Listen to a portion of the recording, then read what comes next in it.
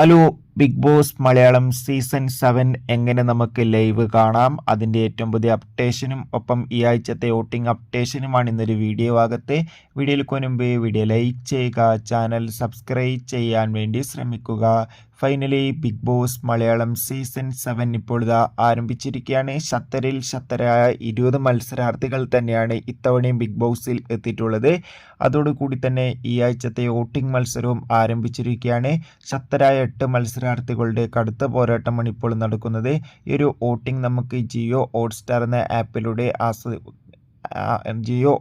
എന്ന ആപ്പിലൂടെ ചെയ്യാൻ വേണ്ടി സാധിക്കുന്നതായിരിക്കും. അതിൻ്റെ വിശദമായ അപ്ഡേഷൻ ചാനൽ ഭാഗം പരിശോധിച്ചാൽ നിങ്ങൾക്ക് കാണാൻ വേണ്ടി സാധിക്കുന്നതായിരിക്കും.